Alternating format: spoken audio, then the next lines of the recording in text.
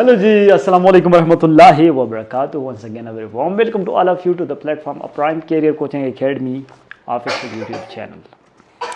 Okay ji, physics class 9th section already موږ ډسکس کړو. هغه تاسو کتلې MCQs چې کومو دغه کوم knowledge already دا مبارک مخبري کړې وي.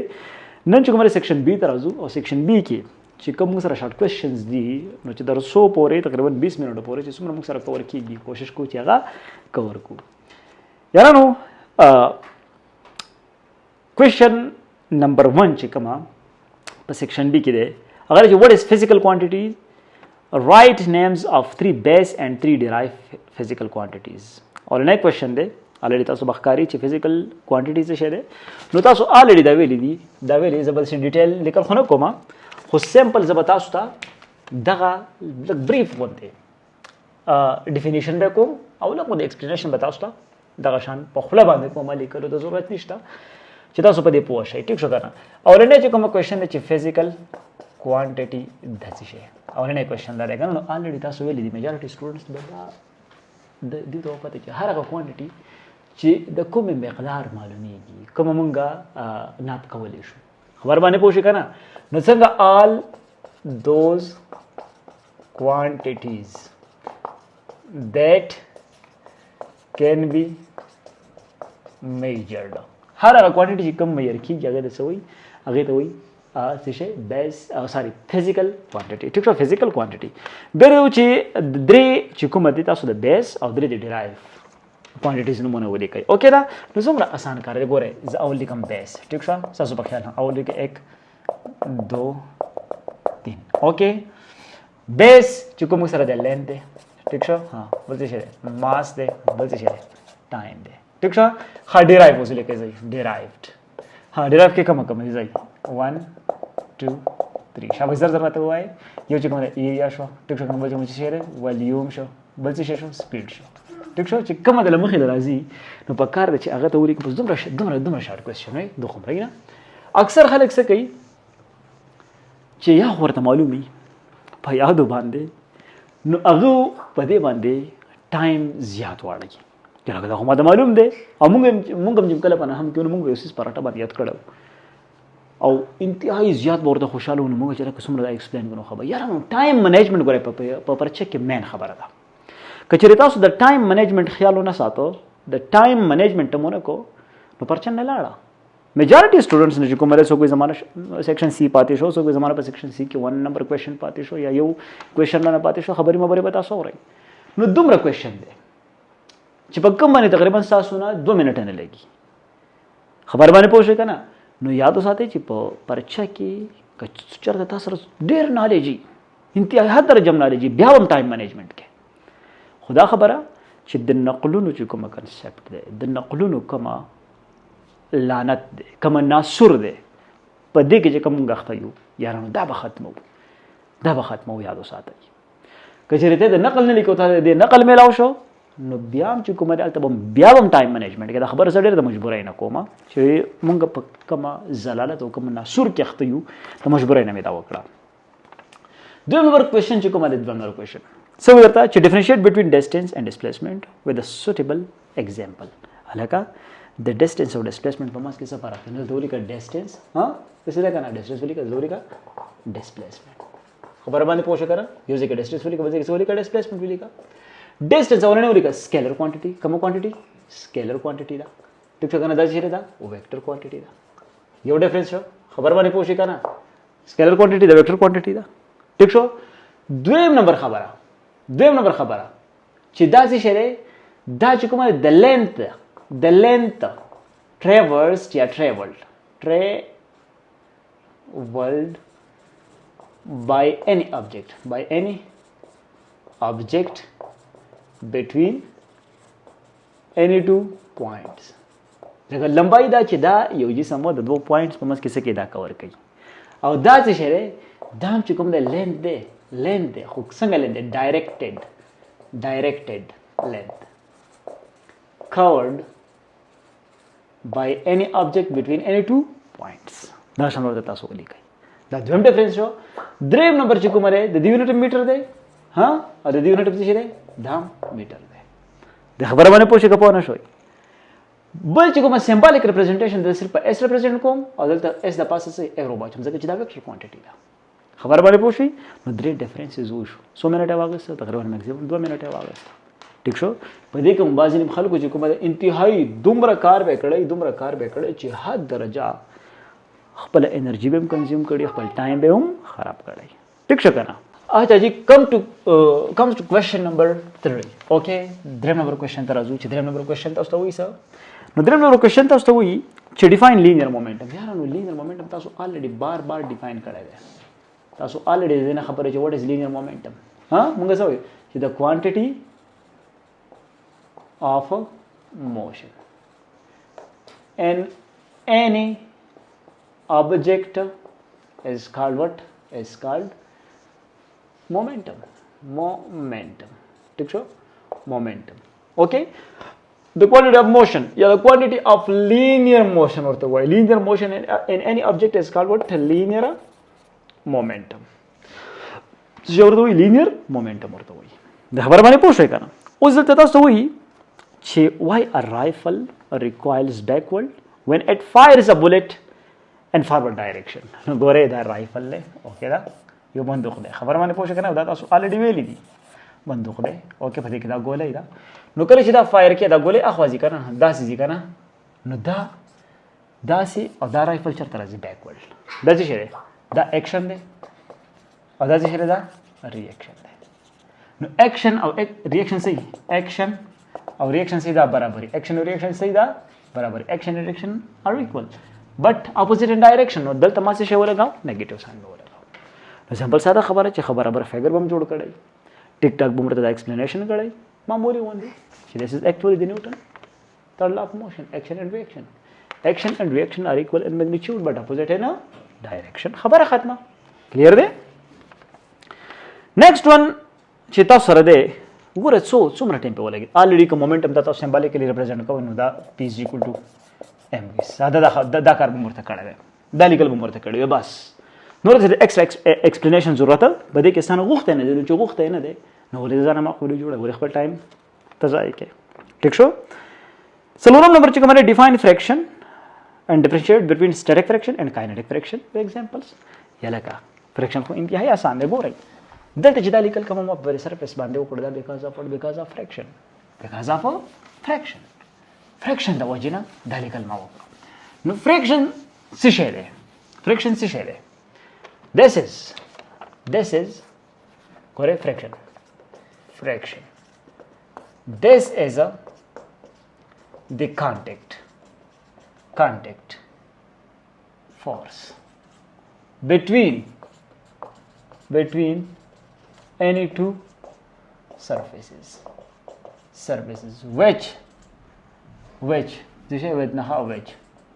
which opposes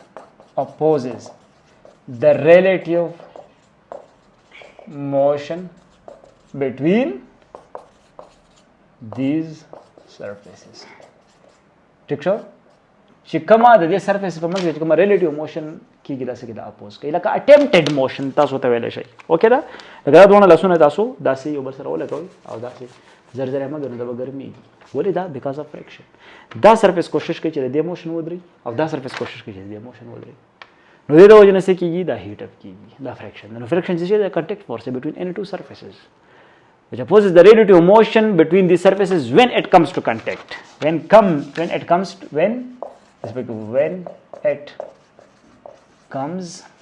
into contact شکل دا خپل منځ کې پسې کې راشي په کنټیکټ کې راشي بیا درته دوه خبرې کړې دي چې دې ځای کې وګوره دومره پوره دی داسې ډېر ایکسپلینیشن د پکې ضرورت نشته ځکه چې الریډي ټایم مینجمنټ دا خبره زه بار کوم دا ما ایکسپلین کړې دي لیکچرو کې دا ما کړې دي الریډي تاسو لاړ شئ هلته وګورئ دا خو جست د پیپر ایکسپلینیشن لږ ډېر چې پرچه تاسو څنګه حل کول پکار دي ټیک ده که نه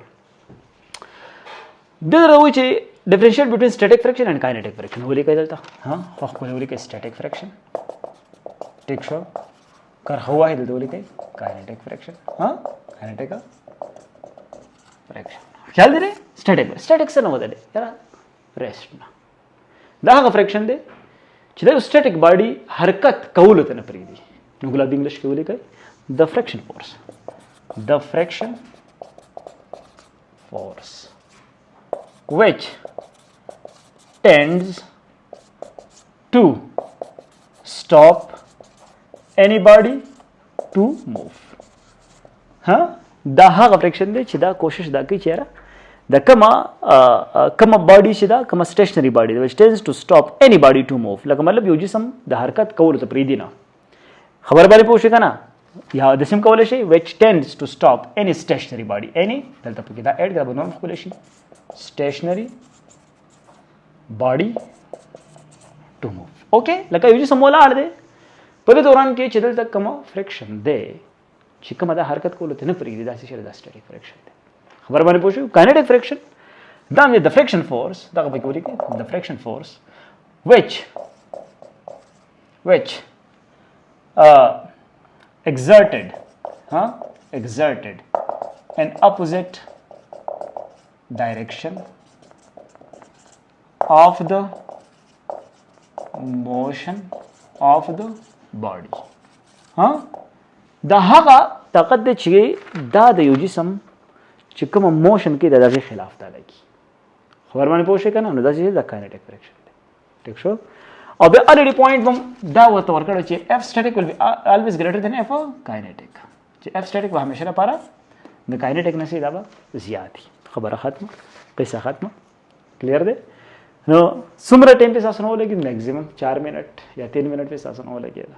خبره باندې پوه شئ؟ خو دا هله کېږي چې چا کار کړی. زه خو حیران یم چې د دې خلکو نه به جوړېږي څه. زه خو هغه پیرنټس ته هم دا خواست کوم چې یاره کم از کم تاسو هغه ماشومان چې کومې له تاسو خبرې چې او دا د کار دی او دا بېکاره دی، نو چې کوم بېکاره دی کار نه کوي او د ځانه پرچې نشي حل کولی، نو ټیک ټاک چې کوم ضرورت د وخت نه چېرته بل ملک ته ولېږئ بهر چې چېرته خپل ځان سیټل کړي. او چې کومه تاسو ته پته لګي چې او هلکه دا د کار دی، نو ډیفینټلی هغه نه یو ښه ریسرچر جوړ کړئ. یو ښه ریسرچر ته جوړ کړئ. ټیک ده که نه؟ نو څومره ټایم پې ولګېد؟ اونلی 4 منټس 4 or 5 منټس. ټایم مینجمنټ دوباره درته خبره کوم. ټایم مینجمنټ په پرچه کې ګورئ ټول اهمه نکته ده چې دا تاسو ځان سره یاد ساتئ. ټیک ده؟ اچھا جی نیکسټ چې کومه کوېشن دی نیکسټ. اوکې نیکسټ ګوره داسې چل دی چې بیسک کنسپټس پکار دي. خیر دی که تاسو بیا په ډیفینیشن کې داسې لږ ډېر د لارې نه ډیویټ شئ نو هغه اصلاح بیا کېږي. هغه بیا ایګزامینر ته پته لګي چې یاره د دې هلک دا مطلب دی چې مطلب یې دی خامخا هغوی هم پراپر یو طریقې سره چې کومه دی نو هغه چیکینګ کوي. ټیک ده؟ خو چې ټول د نقل نه دي لیکلی نو نقل باندې هم پوهېږي بیا تعالی ولې پرچه پاس کوي، ولې دله مارکس درکوي. نو دې ته به ګورئ خیال کوئ. ټیک شو؟ راشئ تاسو د 5م نمبر کوېشن ته راشئ. شاباش 5م نمبر کوېشن ته چې ډیفاین ټارک اینډ مومنٹ آرم. ګوره اورنۍ خبره خو ټارک څه شی دی؟ ټارک ټو د پوینټ خبرې به کوې. ښه ټارک this is the turning effect. The turning effect double n the turning effect of any object around some fixed axis. The fixed axis نه ګرځي پرې چې یو جسم تابع هغه څه هغه ټارک دی. represented by what? T is equal to r cross f. په څه باندې represent کیږي؟ په r cross f باندې represent کیږي. T is equal to what? r cross f. simple ساده خبره. this is what a vector quantity. clear دی؟ بیا چې کومه تا ته وایي چې مومنٹ آرم. اوس ګوره مومنٹ آرم ګوره ښه مومنٹ آرم څه ته وایي؟ خبر باندې پوه شئ؟ مومنٹ آرم.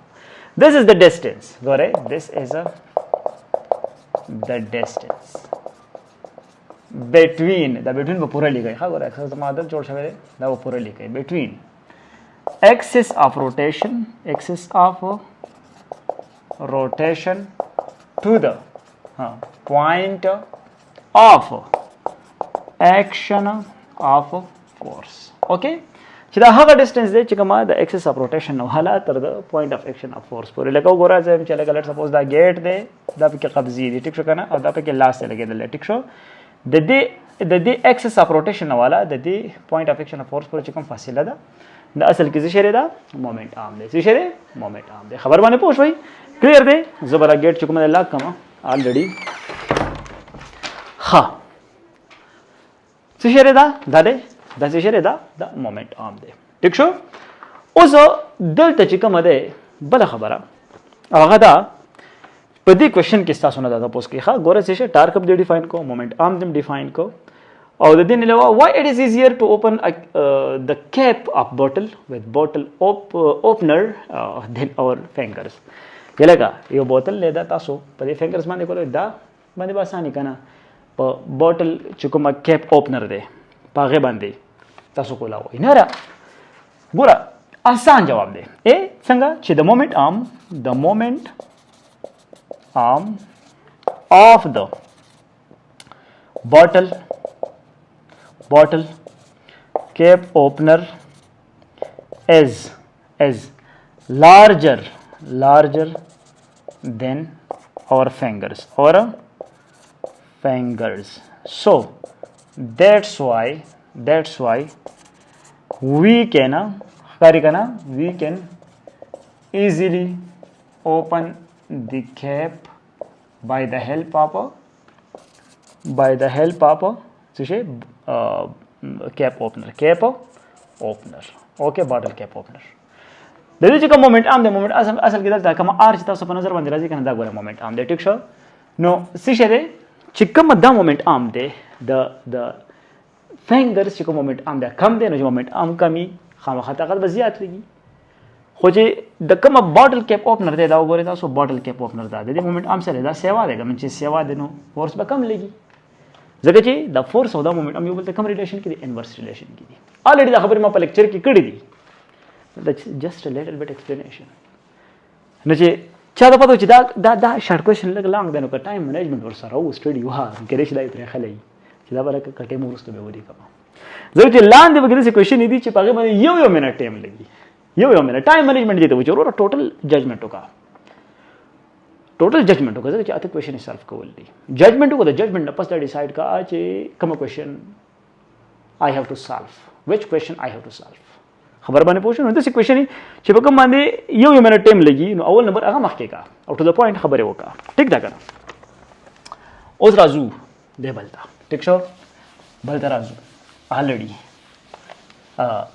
زګوره ما چې آیا په کیمرا کې ما سره دا ځای راځي کنه راځي ټیک شو کیمرا کې ما سره او دي راځي مننه برو شکریا ټیک شو دا پنځم نمبر وکنه شپږم نمبر ته ګوره شپږم نمبر اوکې define couple and couple arm ګوره الکه دا چې ګوره couple چې کومه couple کنه لکه څنګه چې دا کنسپټ د خشن کنسپټ د couple هم دی خو couple څه شي two opposite parallel forces acting on different points on any object okay لکه دا دو اپوزیټ پیرل فورسز دي چې دا په یو جسم باندې په ډیفرنٹ پوینټ باندې دا اکټ کیږي اکشن مطلب دا پیل کی لکه مثال په تور باندې تاسو وګورئ لیټ سپوز فار ایگزامپل فار ایگزامپل څه شي سټیرینګ ویل اوکې لکه وګورئ دا وګورئ دا پوینټ A دی دا پوینټ B دی دلته فورس بره لګي دلته فورس ډاون ورډ لګي خبر باندې پوه شئ کنه فورس اپورډ فورس ډاون ورډ نو دلته ما سره انکمبل زما په خپل د مارکر کې ختم شو ما سره بل مارکر نه اوکې دا نو دلته څه پیدا کیږي دا روټیشن پیدا کیږي خبر باندې پوه شئ کنه دا څه دا کپل ده و دلته وي چې کپل ارم څه شي کپل ارم هو انتهای آسان دی کپل ارم څه شي دا اکسس اف روټیشن والا دی پوینټ اپور کوم فاصله ده دا ار دا کپل ارم دی ٹھیک شو کنه نو ګوره د ډیسټنس between axis of rotation to the point of action of force. This is a couple arm. Okay, it's called couple arm. Simple sada khabar. Represented by R. Okay. Now this is show. What is the effect of couple on bodies? No simple.